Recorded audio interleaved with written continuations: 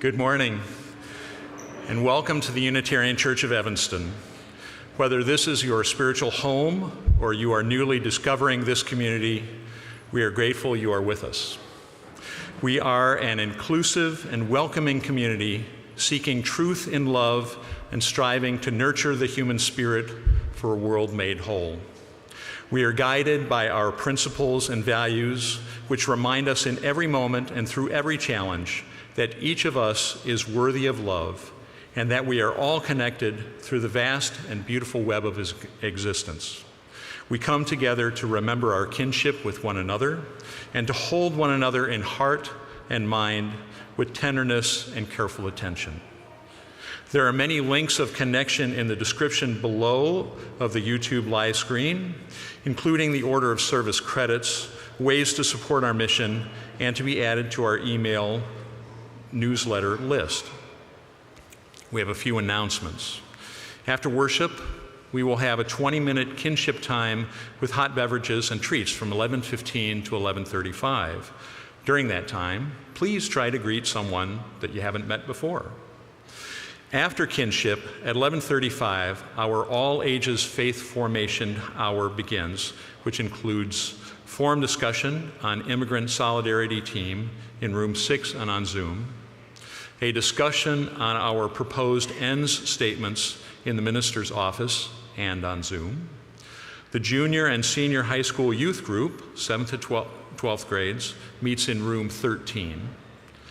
Heads, Hearts, and Hands, that is 1st to 6th grades, meets in room 3, pre-K in room 9, and nursery, ages 0 to 3, in room 11.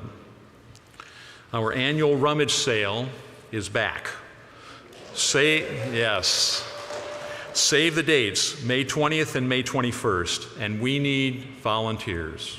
You can sign up via the newsletter, website, QR code, or lobby poster, or by talking to co-chairs Lynn, Kendall or Margaret Schatz, and I think they probably have some helpers. If some of them ask you to do something, say yes. More sale detail will be sent to you soon by email. Emma's Revolution returns to the UCE stage for a fundraiser concert on April 30th at 7 p.m.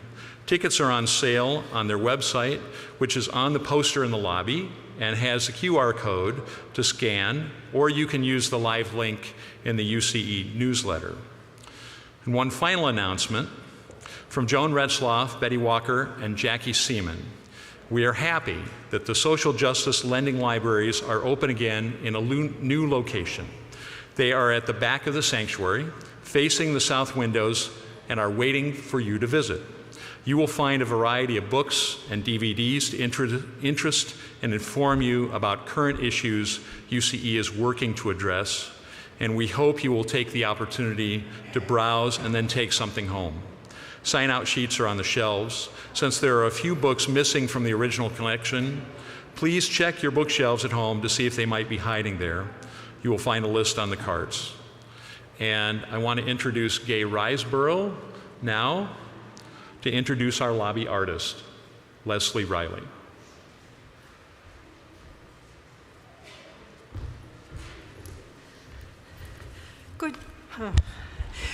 Good morning, I'm Gay Riseborough, and I'm part of the Lobby Arts Committee, and this is my friend Leslie Riley, who is the exhibiting artist today. Leslie graduated from the Art Institute. She's been making quilts since the early 90s, and the prints are a newer thing since 2015, and she's been teaching yoga since the 80s. She's a marvelous yoga teacher. Believe me, I know. Her interests are obviously pattern and color, as you can see from the artwork. And Leslie and I and Will and Jonna from the Lobby Arts Committee will be out in the lobby after the service if you care to talk to Leslie and ask her questions or talk about her work. She's my friend. Thank you.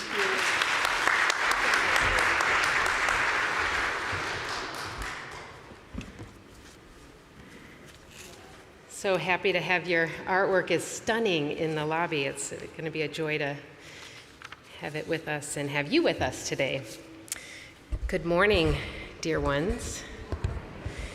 Our opening reading is The Guest House by Rumi, 13th century Persian poet, Islamic scholar, and Sufi mystic. This being human is a guest house. Every morning, a new arrival, a joy, a depression, a meanness. Some momentary awareness comes as an unexpected visitor. Welcome and entertain them all. Even if they're a crowd of sorrows who violently sweep your house empty of its furniture, still treat each guest honorably. He may be clearing you out for some new delight. The dark thought, the shame, the malice, meet them at the door laughing and invite them in. Be grateful for whoever comes, because each has been sent as a guide from beyond.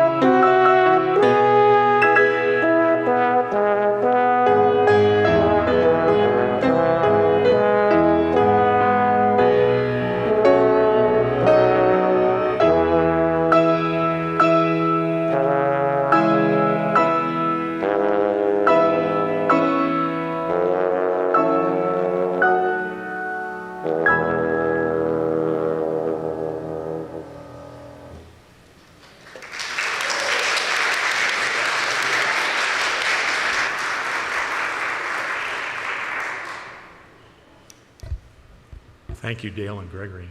Great. The Unitarian Church of Evanston resides on the traditional homelands of the Council of Three Fires, the Ojibwe, Odawa, and Potawatomi nations. This land was recorded as being transferred from the local Potawatomi community to the U.S. government in 1829, and then was sold to white settlers. After decades of violent encroachment by the French, British, and then U.S. American settlers, the Potawatomi community had no choice but to sell before they were forcefully removed west of the Mississippi River. The Chicagoland area is now home to one of the largest and most diverse urban Native communities in the U.S. Our faith calls us to name these realities with honor and respect as one small effort toward finding greater accountability, deeper relationship, and mutuality with contemporary indigenous communities for the land which we use as sacred space, for the animals and plants that have been sustained by this land, and for our ancestors and descendants who are and will become part of the earth. As we light our chalice, symbol of our living tradition, please join in saying these words by Betts Wienecke, UU minister originally from Evanston, who helped to found the UU congregation in Goleta, California. May this flame, symbol of transformation since time began, fire our curiosity, strengthen our wills, and sustain our courage as we seek what is good within and around us. And now, please rise in body and or spirit and join in saying the words of our covenant. Love is the spirit of this church, and service is its law. This is our great covenant, to dwell together in peace, to seek the truth in love, and to help one another.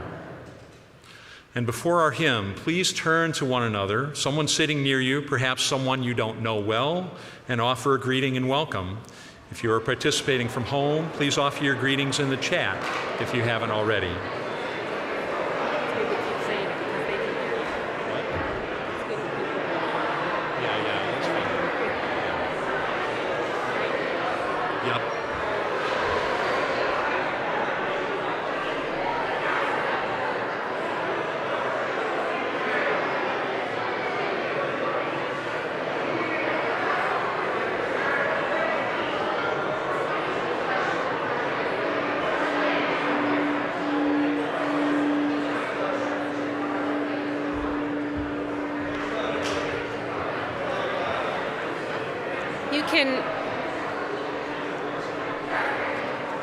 You can be seated, or you can remain uplifted if you would like as we sing our opening hymn, number 113, Open My Heart. Our quartet will sing it one time through, and then they'll invite you to join them one time in unison, and then they'll lead a four-part round twice through.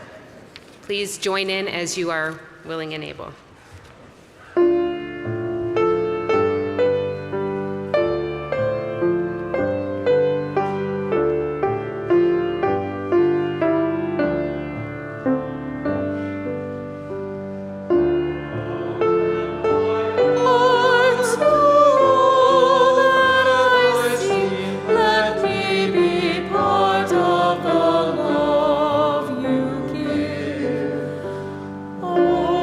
Open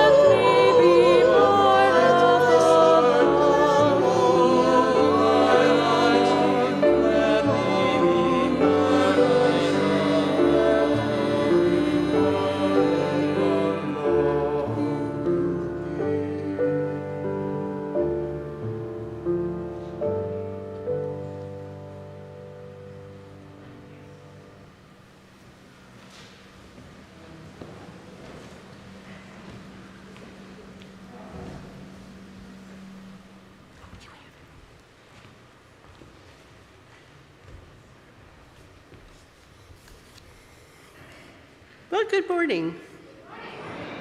Sweet, beautiful spring day.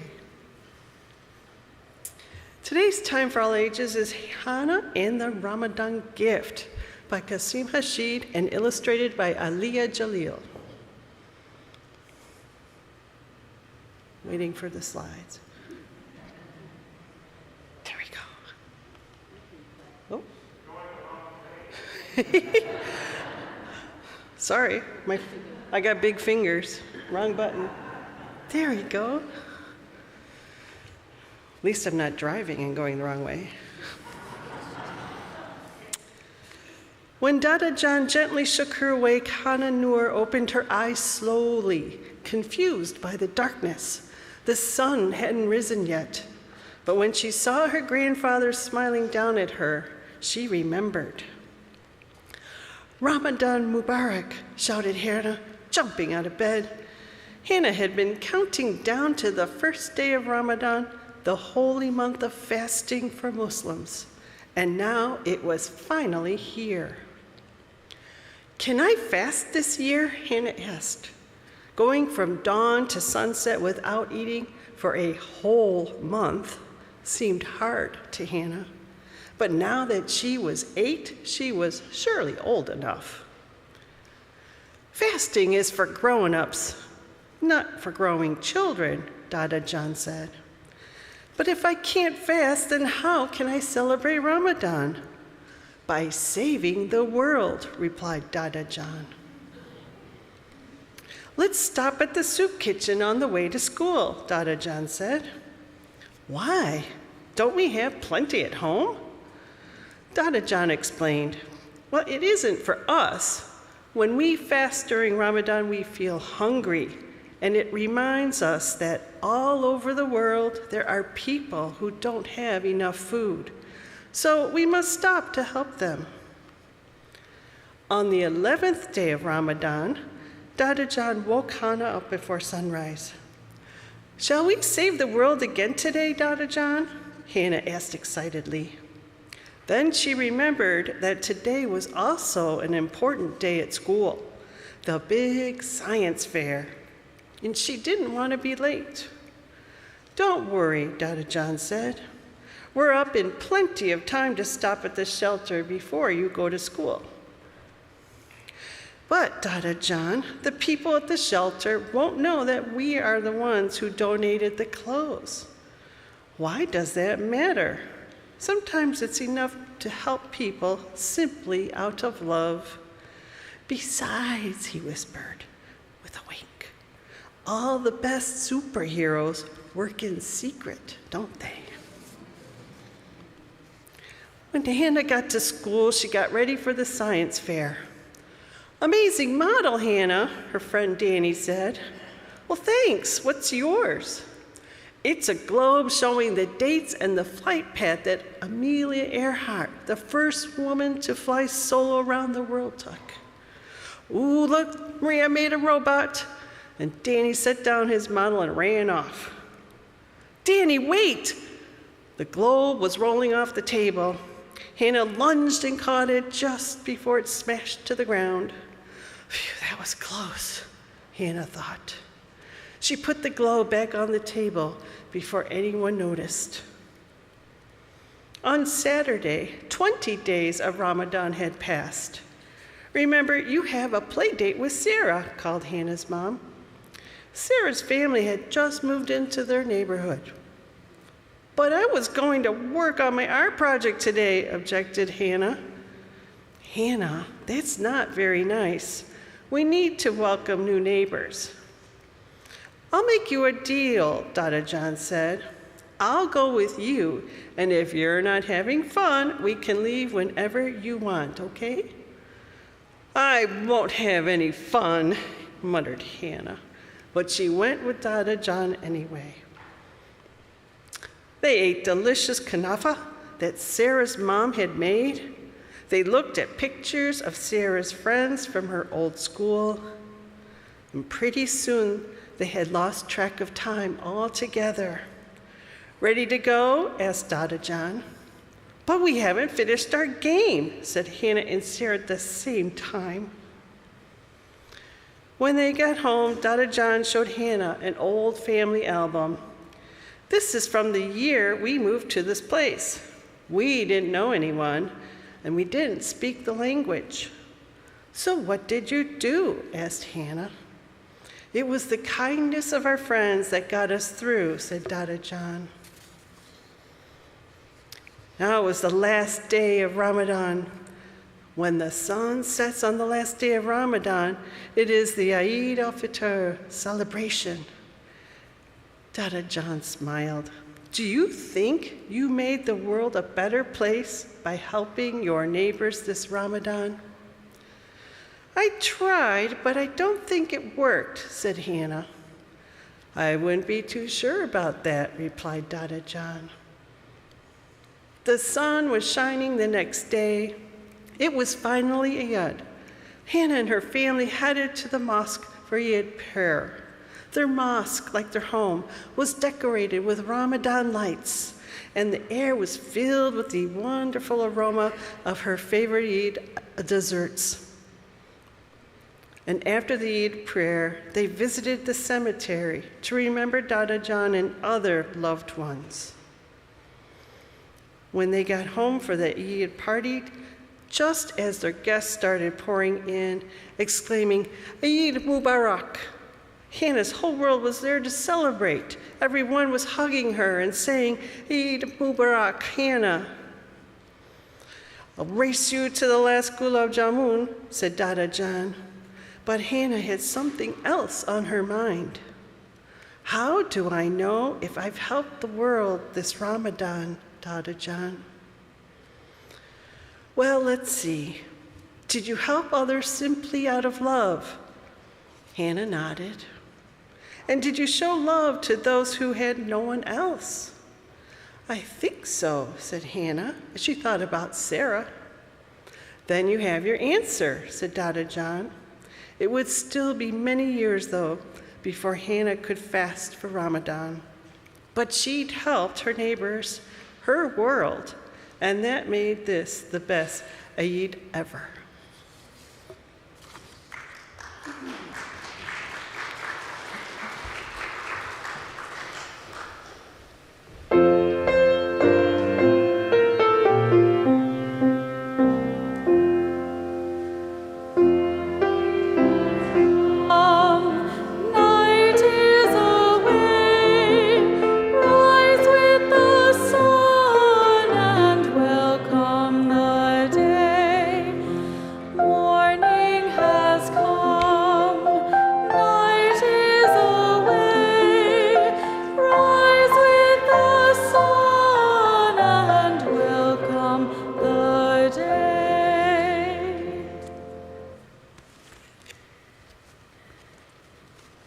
Ramadan began on April 1st and goes through May 1st, and we share this story wishing our neighbors, our Muslim neighbors, Ramadan Mubarak this month.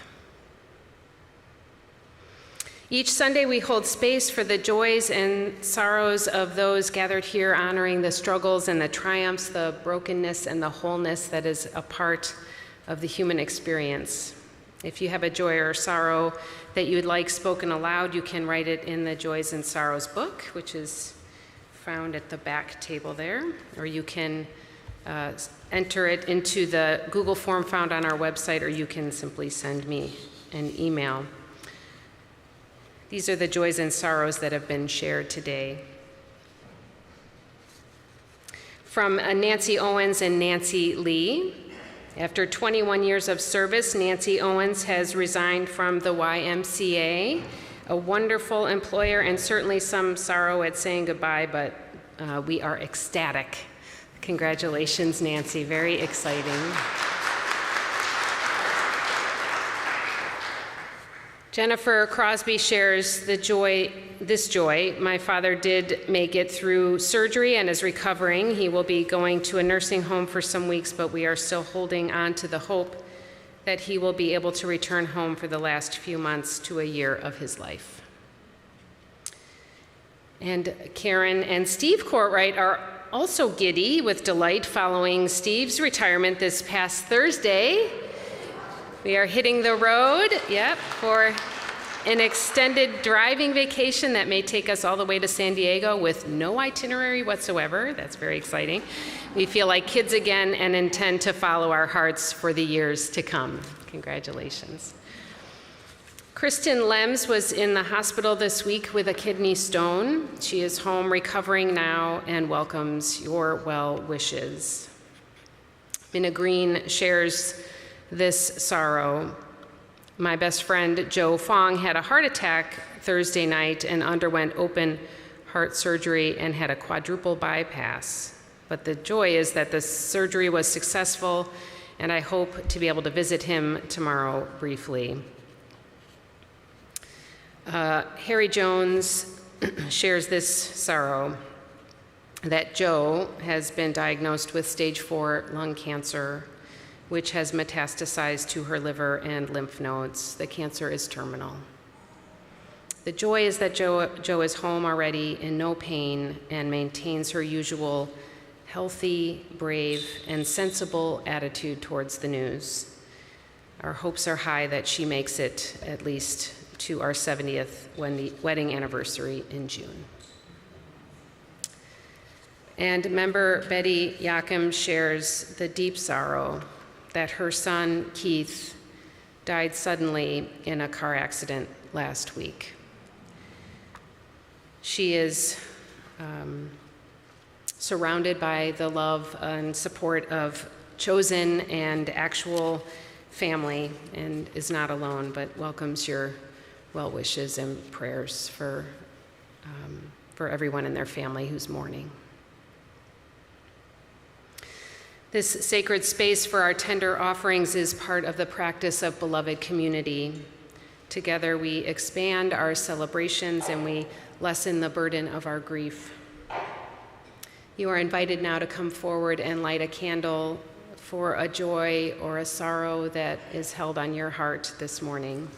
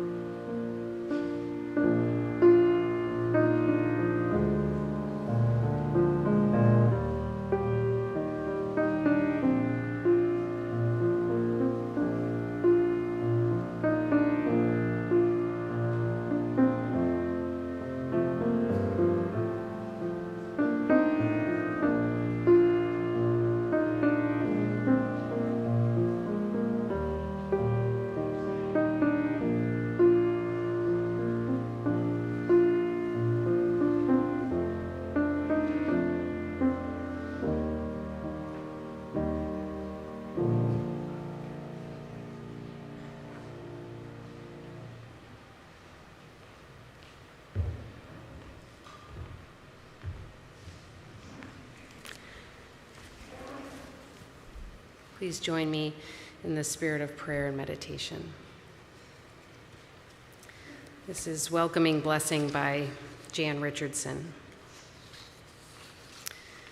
When you are lost in your own life, when the landscape you have known falls away, when your familiar path becomes foreign and you find yourself a stranger in the story you had held most dear, then let yourself be lost.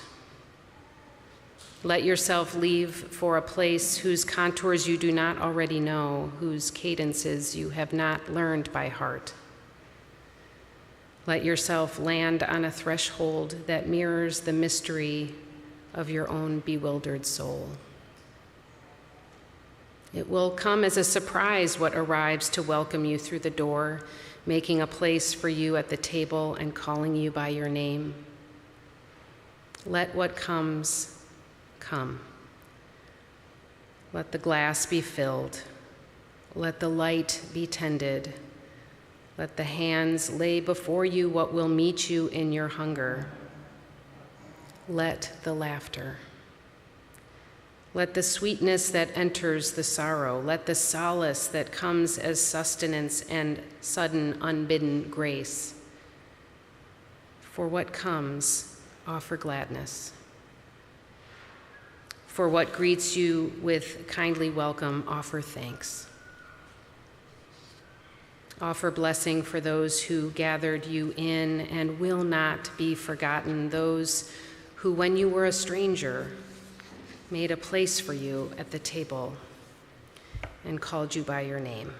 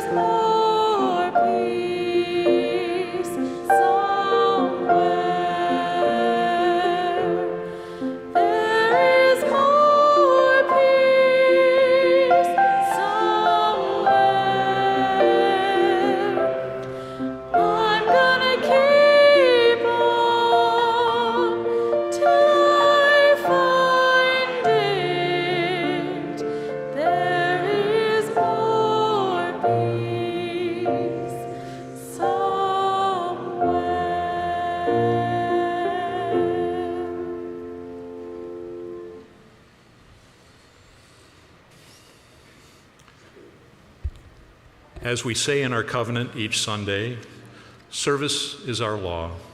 UCE is called by our mission, values, and principles to contribute to our community, to form accountable partnerships, and to express gratitude through giving.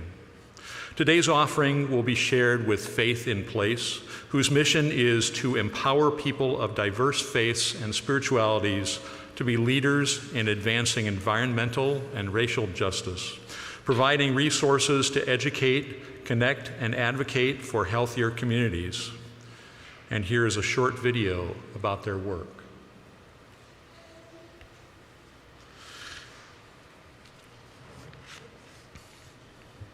Do we have a video, Adam? Okay. Should we skip it? Okay, we're going to skip that. There is a link in the order of service, I believe. If you are joining us from home or in the building, you may text to give, mail in a check, or give from our website. If you write a check, please indicate in the memo line if your check is for the shared offering, pledge, capital campaign, or some other giving. If you are here in the building and have money for the collection, please raise your hand. An usher will bring you the collection bowl. Please give as generously as you are able, and may what you give bring you joy.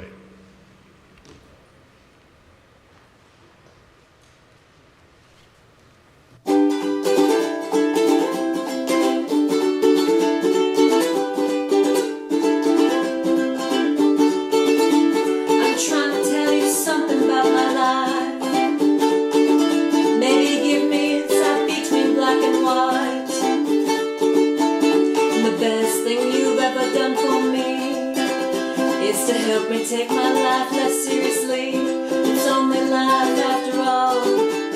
Yeah. Well, darkness has a hunger that's insatiable, and lightness has a call that's hard to hear. I wrapped my feet around me like a blanket. I sailed my ship of safety till I sank it. I'm crawling on your shores.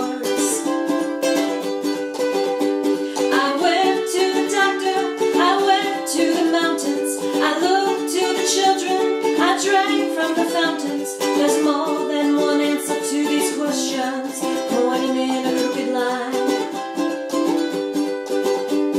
Unless I seek my source with some definitive, closer I am to find, yeah. Closer I am to find, yeah. I went to see the doctor of philosophy with a poster of Rasputin and a beard down to his knee. He never did marry or see a B-grade movie. He graded my performance. He said he could see through me. I spent 4 years prostrate to the higher mind. Got my paper and I was free. I went to the doctor. I went to the mountains. I looked to the children. I drank from the fountains. There's more than one answer to these questions, pointing in a crooked line. And the less I seek my source, closer I am to find, yeah. Closer I am to find, yeah.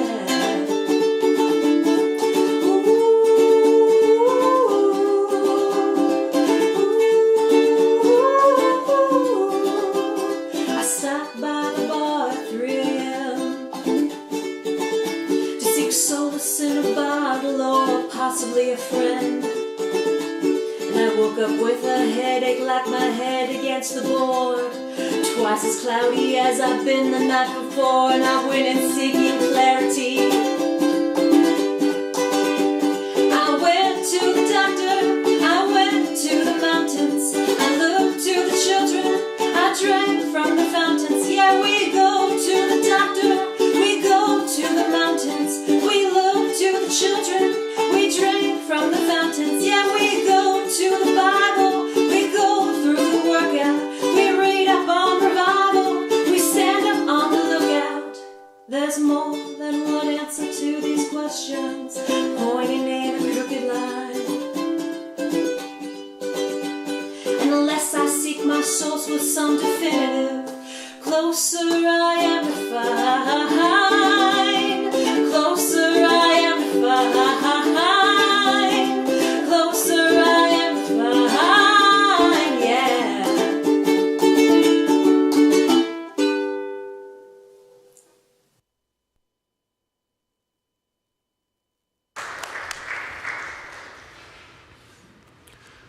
Our first reading is by Adam Grant, author of Think Again, The Power of Knowing What You Don't Know. If knowledge is power, knowing what we don't know is wisdom. We should all be able to make a long list of areas where we're ignorant. Recognizing our shortcomings opens the door to doubt. As we question our current understanding, we become curious about what information we are missing. That search leads us to new discoveries, which in turn maintain our humility by reinforcing how much we still have to learn. And the second reading is an excerpt by Reverend Alicia R. Ford, who serves with the Unitarian Universalist Association as director of the International Office. We are drawn into important tasks and forget the whole world around us, ready for our curious gaze. What if we attended to each other, to those ordinary encounters and conversations with intrigue? What if instead of clinging to certainty, we paused and made room for holy curiosity? Every moment, every interruption has something to offer, something to teach. The beauty is in being able to greet each new or familiar arrival with a learning mind rather than a knowing mind.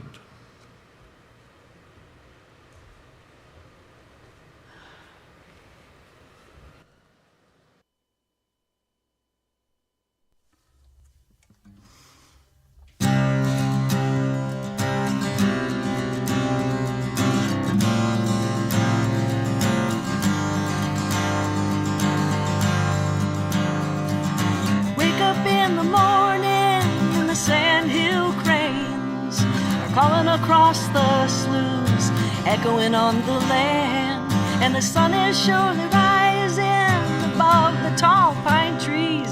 It's a brand new morning for you and me. We're gonna breathe it, gonna taste it. We're gonna celebrate the morning, singing to the sky. Well, there's reason once again to feel like singing this song. There's reason once again to feel like singing along. A new road has been taken this time around. I'm not sure where we're all going, but I'm so glad I'm found. And I'm feeling so reborn, yes, I'm feeling so brand new. I feel like it's the first time that I woke up next to you. I lingered in that morning like I'm lingering here. I wish that there was some way to make this feeling last all year. Do you ever feel like you're just coming out after such a lonely winter or a long summer's drought? All at once you realize you're not so alone. You look at yourself, you're so amazed how you've grown. Like a butterfly,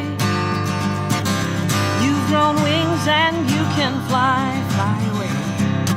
Like a butterfly, spread your gorgeous wings now and show me how you fly.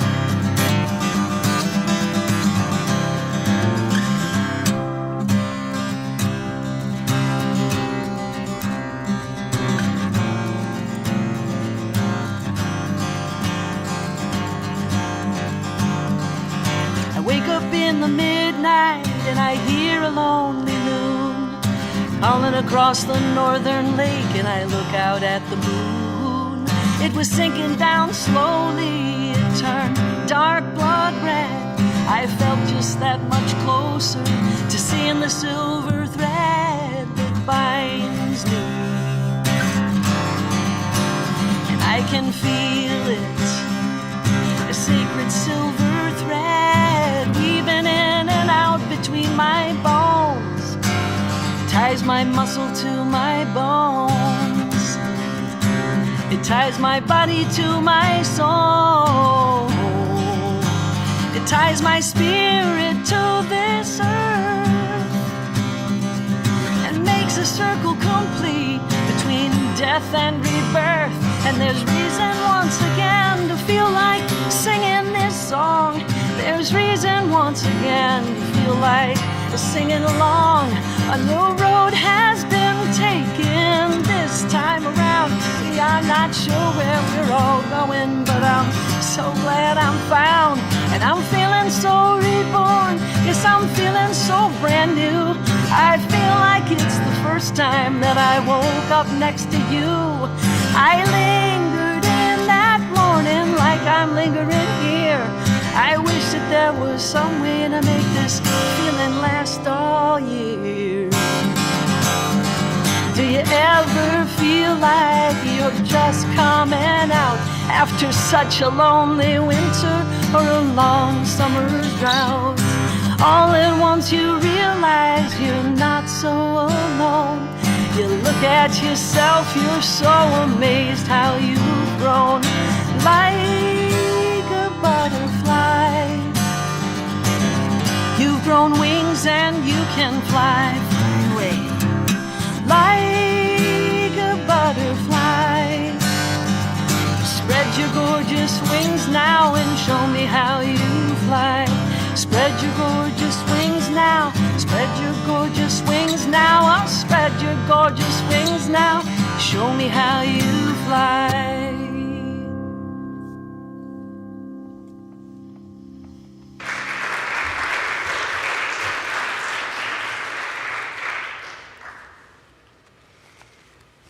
Our children, kindergarten through 6th grade, are invited to head to room 3 for Head, Heart, and Hands with Kathy and some other folks. You're also welcome to stay here, always welcome to stay here. Curiosity can get us into some sticky situations. 15 years ago, my husband and I celebrated our 10th wedding anniversary in Jamaica. I was excited to go back after I'd taken a week-long marine biology course there in college. In the class, we gathered sea urchins and sea cucumbers with our water gloves and mesh bags and brought them back to our outdoor specimen tank so that we can study them all throughout the week. It was magical. So when David and I went together 10 years later, I was excited to snorkel with him and to explore the marine life again. Now, my husband likes to tell the story this way, that I callously swam on ahead, leaving him gasping for his life as the water filled his snorkel. He eventually gave up on me being at all helpful or accompanying him as a novice and went to play volleyball on the beach. I, on the other hand, was set on getting up close and personal with a fiery red sea cucumber on the ocean floor. Without proper equipment, meaning gloves, I reached down to touch the squishy creature.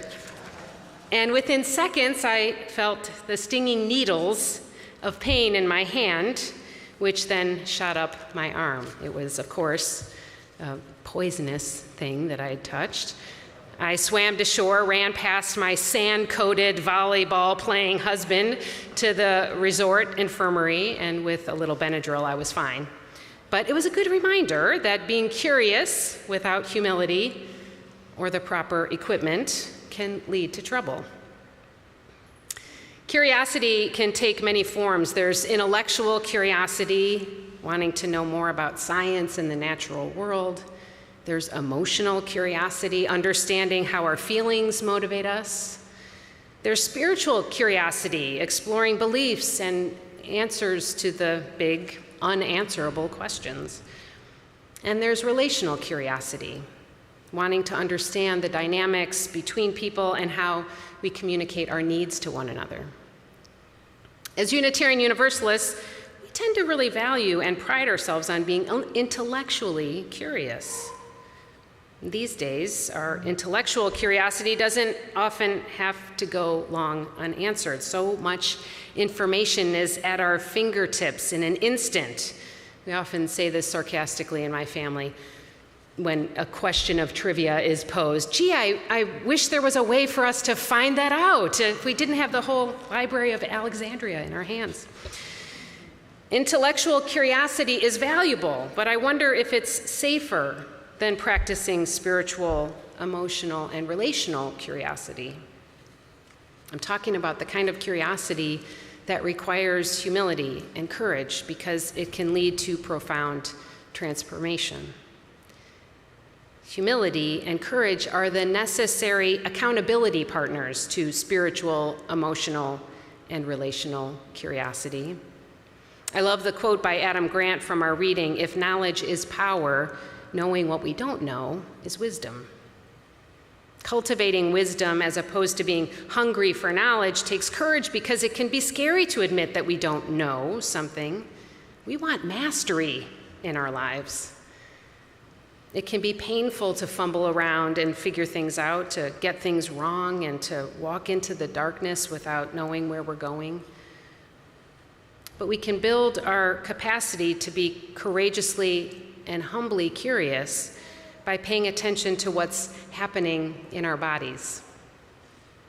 Polyvagal theory is based on the science of our ventral, dorsal, and sympathetic nervous system.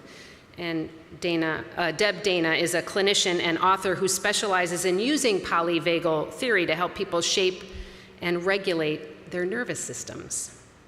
In listening to an interview with Dana, I gathered that polyvagal theory is based on the understanding that our nervous systems have these three interconnected modes, the dorsal, sympathetic, and ventral states. The dorsal state is what we often associate with that freeze mode or emotional shutdown. It's low energy, it's going through the motions but not really being present. The sympathetic mode is the fight or flight mode when we feel hijacked by anger or fear. And the ventral state is when we feel regulated, calm, ready to engage and be present. What's interesting about polyvagal theory and why it connects to curiosity is that we can only be curious when we're in that ventral state. Our nervous system, as we know, is mostly automatic. It runs without us operating the control panel, and that's a good thing because it helps us survive. If we had to be mentally in control of our heartbeat or in our breathing, we wouldn't have any energy to escape dangerous situations or make the countless split-second decisions that we make every day. We've evolved the fight or flight response because we needed quick reflexes to help us run away from those tigers. Even though mostly we aren't escaping from tigers anymore, when we feel that sense of being threatened, the sympathetic nervous system takes over and we can't respond in a regulated, rational, or curious way. When we're feeling threatened, it's physically and neurologically impossible to be curious. But there are ways to shape our nervous system so that we can more easily return to that ventral state. If we can pay attention to when the sympathetic or dorsal states have kicked in, we can practice ways of breathing and attending to our nervous system to bring us back to that state of being ready to engage with curiosity. First, we can notice and name what's going on in our bodies. My heart is pounding, my throat feels tight, I'm sweating for no reason, my stomach is churning. Notice, name it. And then next, breathe in deeply and exhale more slowly than you breathe in. Take a longer time with the out breath. Take as long as you can and like you're breathing out of a straw. So let's try that really quick. Let's breathe in. And I want you to notice how you feel, okay?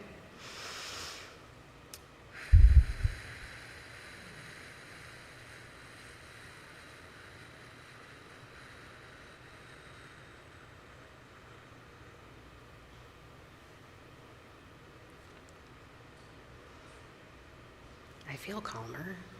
I feel a little bit more regulated.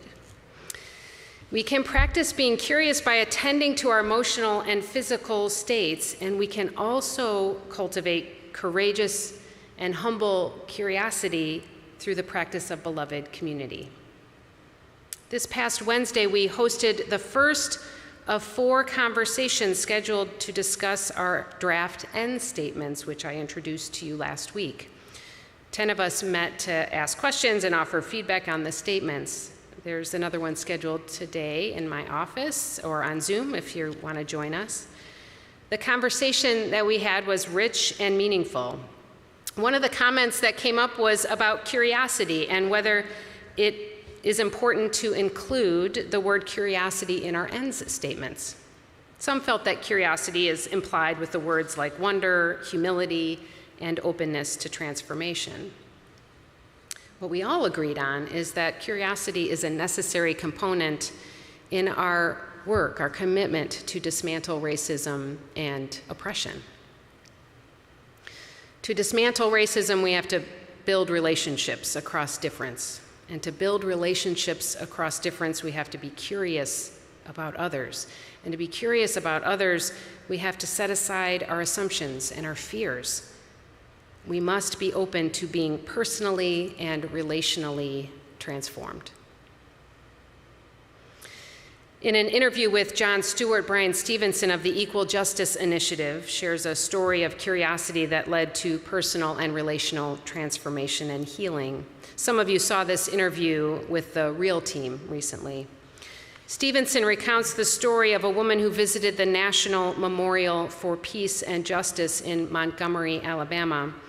At the museum, there are thousands of jars of soil collected from lynching sites across the country, and visitors are invited to take a jar and collect soil from documented sites and bring it back to the exhibit. So there's a woman who is on the side of a dirt road in a remote place by herself, adding soil to a jar to honor the life of a black man who was lynched in 1937. And as she's digging, a pickup truck passes by, slows down, turns around, and out comes a large white man. He asked her, "What are you doing?"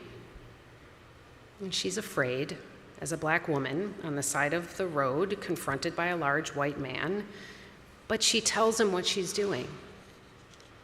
He asks to read the piece of paper that she's holding, which tells of the lynching, and then he asks her if it would be all right if he joins her in digging the soil. And they are digging together, he with his hands and her with her trowel, and they both are overcome by emotion. She, because she didn't expect this white man to respond this way, and he, because he fears that it may have been his grandfather that participated in that lynching. Together, they brought the jar of soil back to the museum to be displayed. Stevenson shares this story not because this kind of beautiful, transformational moment happens all the time, but he says, until we do the truth-telling, until we do the hard work, we deny ourselves the beauty that is justice. To get there, we have to have the courage to address the hard things. As a congregation, we have been building our capacity to do the hard things. We are working to deepen our commitment to dismantle oppression in lots of ways, and I'm grateful to be a part of a community like ours, not just the UCE community, but the Evanston Interfaith community, which is so engaged in this effort. Our work has to be fueled by curiosity and cultural humility, a willingness to learn and grow together, to look for difficult truths with courage and building trust. This is the only way to truly repair the institutional harm and trauma of racism that has been allowed to flourish in our country and our community for centuries.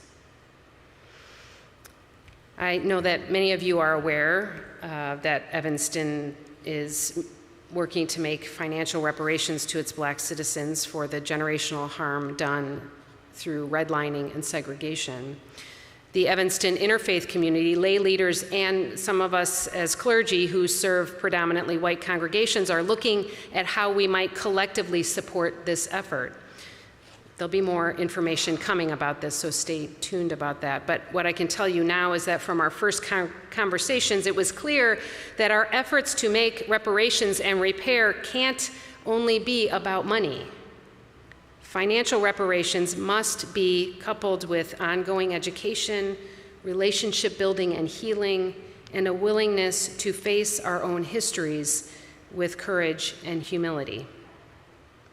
I love looking into our congregational history, digging through the archives to understand where we come from. I've looked through old secretary logs and newsletters to track down the use of our flaming chalice in worship. I've learned about our first ministers and religious educators.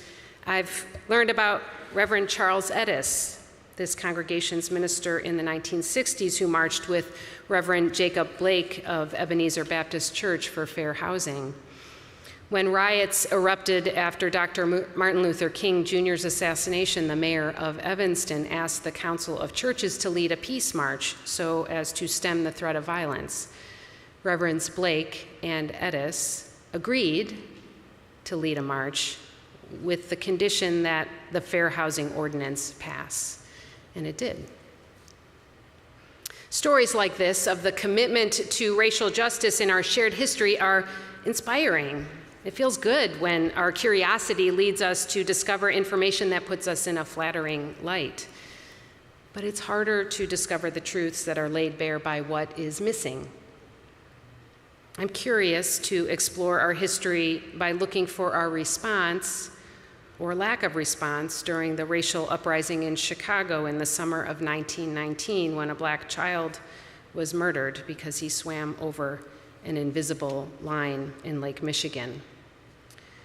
I am curious to know what our response was when Evanston Hospital refused to accept black patients, causing the need for a separate and inadequately funded hospital for Evanston's black residents. Was there a response, or was there only complicity through silence?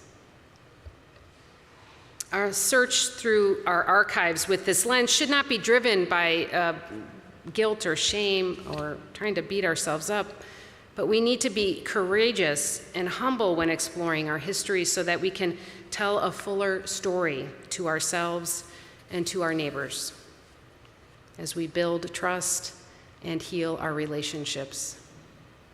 I want us to be courageous in our truth-telling, to understand ourselves more fully so that we can make more informed decisions about what kind of allies and neighbors we want to be moving forward. I'm curious about these things, and I hope that we may be transformed through our humble and courageous truth-telling. Through the practice of opening our minds, of being curious about ourselves and each other, may we grow in humility, courage, and strength to meet the demands of justice and liberation for everyone. And may our discovery of the truth set us all free. Amen.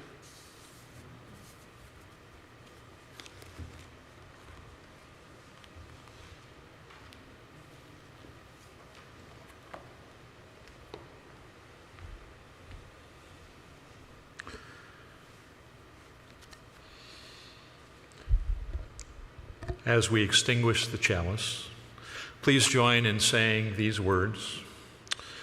Though the flame is extinguished, we carry with us the warmth of community, the light of truth, and the fire of commitment until we are together again. Please rise in body and or spirit and join in singing hymn number 112, Do You Hear?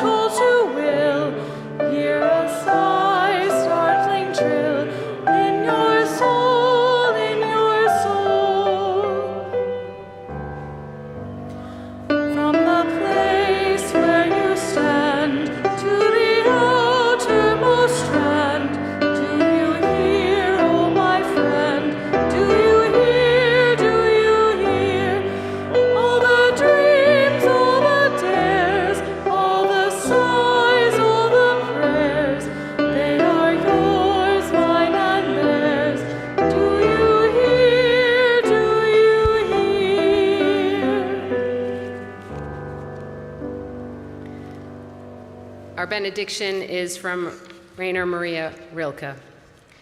Be patient toward all that is unsolved in your heart, and try to love the questions themselves like locked rooms and like books in a foreign tongue. Do not now seek the answers, which cannot be given you because you would not be able to live them. And the point is to live everything.